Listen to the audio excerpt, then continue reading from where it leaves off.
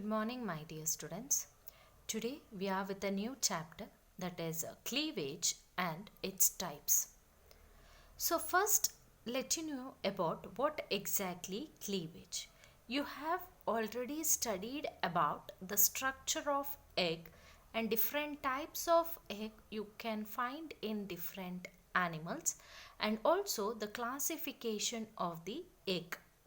So now the process has to go on, and after the egg has been formed, you can see the next process starts with the that what we call it as the cleavage. The process of cleavage remains one of the earliest activity in the conversion of a single-celled egg into multicellular embryo. Here, by this process, you can see a single-celled egg have been transformed into the multicellular embryo. The process of cleavage, it is also called as cellulation or segmentation, which happens to that means it can takes place by, that is, mitotic divisions or mitosis.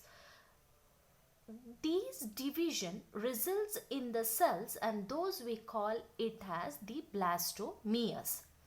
In later stages of development, the blastomeres occupy different regions and differentiate into several types of body cells.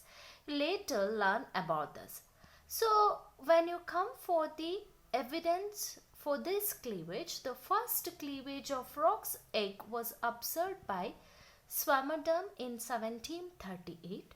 In 1780, that is a scientist named Spallanzani described first two cleavage planes of toad's egg, and later on the entire process of cleavage in frog's egg was studied by Prevost and Dumas in 1824. This is a history behind the process, that is cleavage or cellulation. So you know that cleavage, it is nothing but mitosis which happened to take place. Here the mitotic process, it is very rapid. As the cleavage progresses, the resultant daughter cell, namely what we call it as the blastomeres, they get reduced in their size. During cleavage, there is no growth in the blastomeres. That means the total size and the volume of the embryo remains the same.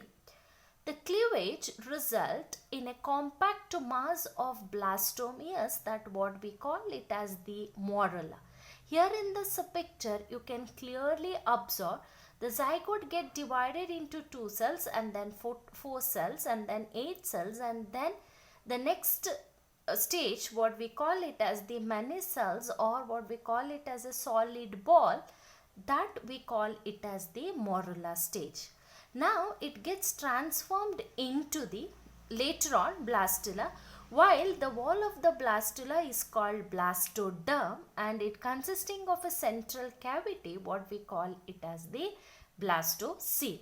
So now the cleavage which happened to takes place, leading with the next stage, what we call it as a solid ball, that is called the morula, and the next stage, what we call it as a hollow ball with the blastocoel at the center, and the outermost wall, what we call it as the blastoderm, and that we call it as the blastula, and the process we call it as blastulation. So coming to the patterns of cleavage. So when there is an egg, the egg have to be divided mitotically. So there are different types on which the egg get divided. So it has been divided into 3 very important types. For example, that is the types of cleavage, second one patterns of cleavage, and third one, that is planes of cleavage. They are entirely different from each other. So here for your syllabus, you have only patterns of cleavage. So the repeated cleavage furrow means the line which divides the egg, that we call it as the cleavage furrow, produce a number of blastomeres which exhibit a specific pattern of arrangement.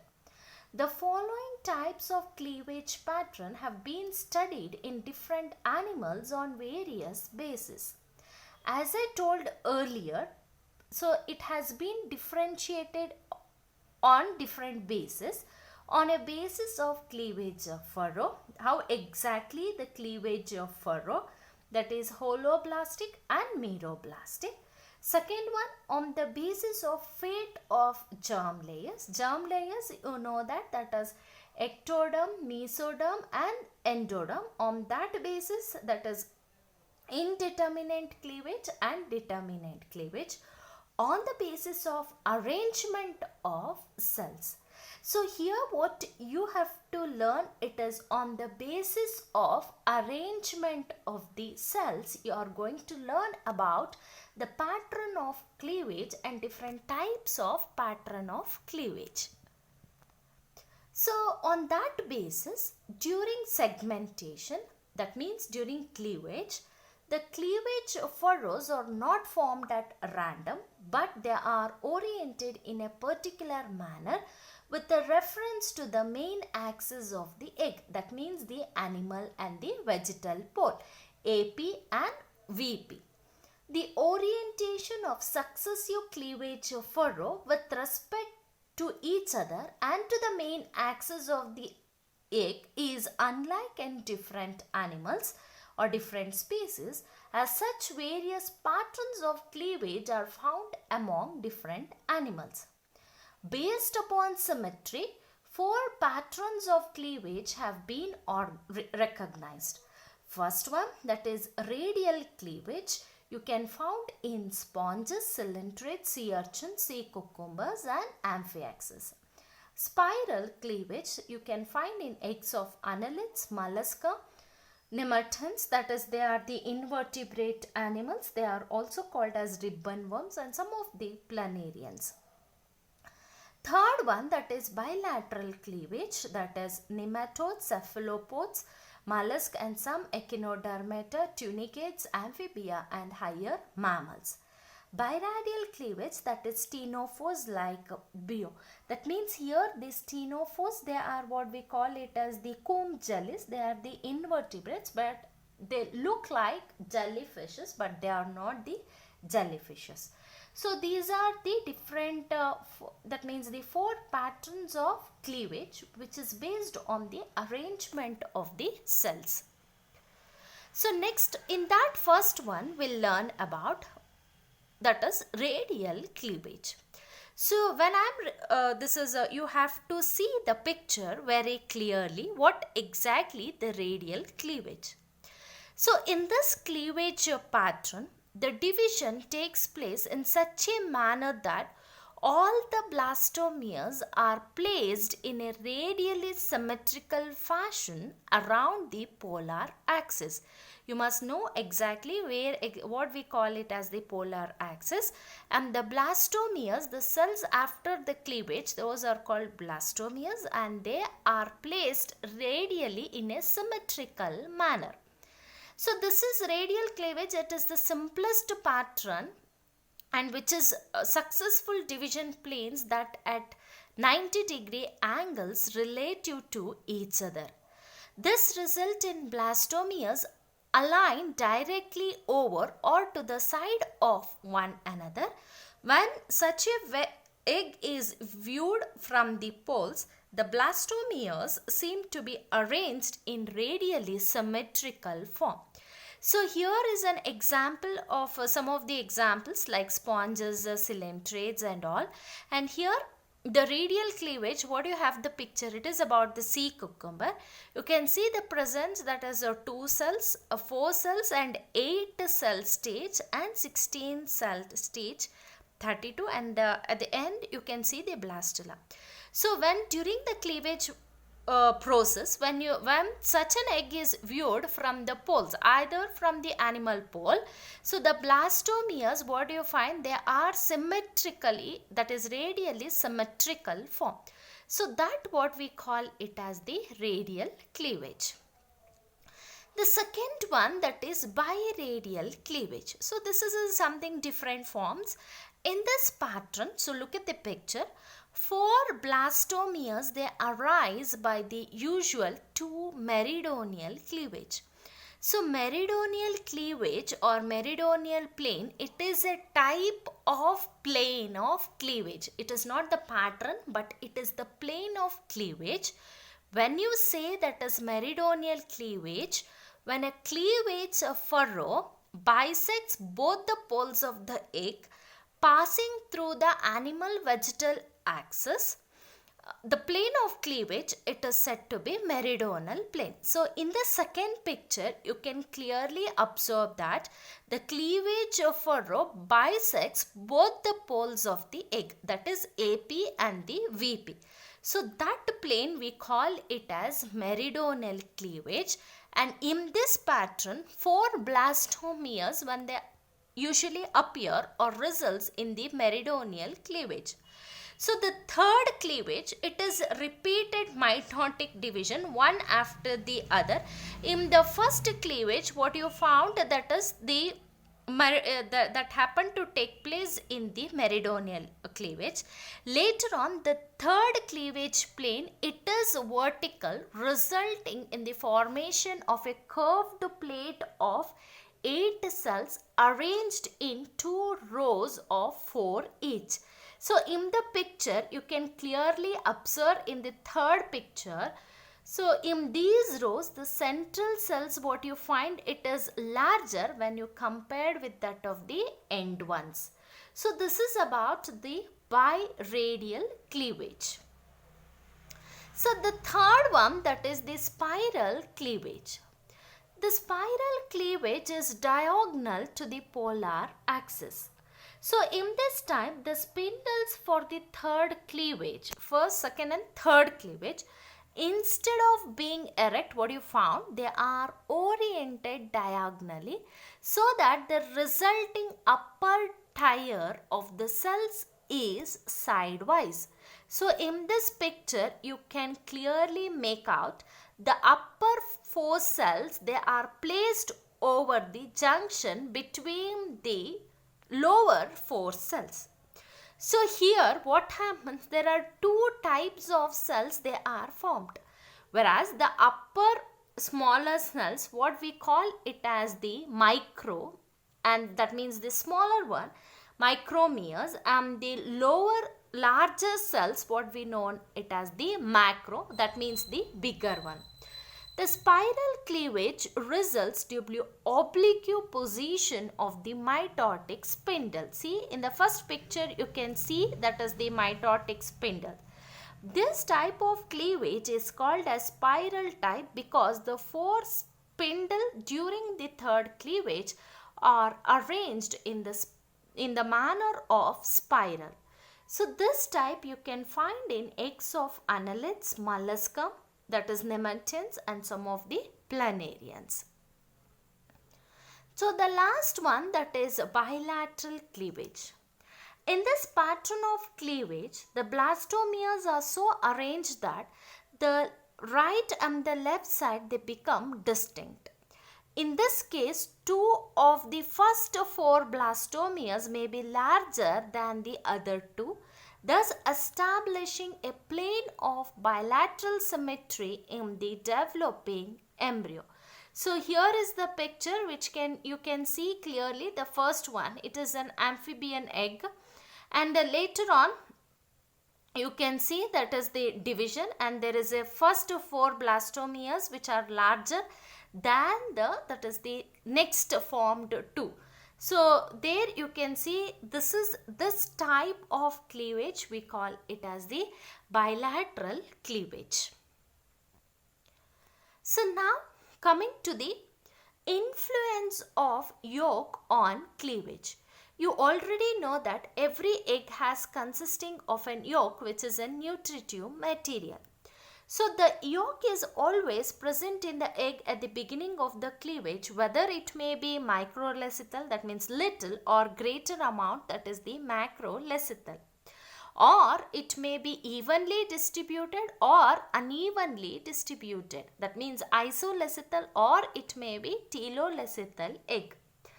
The cleavage occurs more rapidly in the active cytoplasm when you compared with the yolk-laden cytoplasm of the egg. So the inherent yolk granules or platelets behave entirely passively. Yolk exerts an intense preventing the influence on the process of cleavage and the mechanics of moving the germ layers into the final position. It delayed the process of mitosis and even deters it from extending into the overdense region. See, the amount of yolk influences the course of cleavage by the following ways. So, in first case, when the amount of stored yolk increases in an egg, the amount of active cytoplasm gradually decreases. When the yolk increases, cytoplasm will decreases. So when you say about the position of the nucleus, it will affect it. That means in the telolecythal egg, such displacement, that means, or in case of mesolecythal and polylecythal egg, what happens it is, so the nucleus should be at the center. Because of this, when the amount of yolk increases, you can see the displacement of the zygotic nucleus from the center to the less yolky cytoplasm. It is very common. So the mitotic division of such displaced nucleus, which results in an unequal sized blastomeres. So this is the case 1 when the yolk concentration in an egg increases. So case 2, every mitosis of cleavage involves, that is, the movement of cell components like chromosome, parts of cytoplasm which constitutes achromatic figure, mitochondria, surface layers of the cell, the activity which along the equator of maternal cell leads to the eventual separation of that is the daughter cell. Nothing but when there is a process of cleavage, there are so many movement of cell components takes place. During these movements, what the yolk will do, the yolk granules behave passively, and those yolk will be distributed between the daughter blastomeres. So the yolk in the uncleaved egg is more concentrated towards the vegetal pole of the egg. So this is where second case, when the cleavage involves, that means the process which involves the movement of the cell components. So it is therefore, that is the vegetal pole of the egg, where due to the presence of yolk, the cleavage it is most retarded, and whereas the resulting blastomeres remain larger than those which have a less yolk. The abundance of yolk tend to retard or even inhibit the process of cleavage. That means the yolk will be concentrated towards the vegetal pole. So when there is a cleavage, the cleavage furrow has to pass from animal pole to the vegetal pole. When they have to cross those poles, so when there is a yolk rich concentration towards the vegetal pole, the cleavage furrow does not get allowed into the, that is the yolk abundance region or the vegetal pole. So because of this reason, they have even inhibit the process of cleavage. So third case, what happens when you see about it is a very repetitive mitotic division. The speed of cleavage, it is inversely proportional to the amount of yolk present. So in case of telolecythal egg, the blastomeres nearer to the animal pole divide at faster rate when you compared with the that is towards the vegetal pole.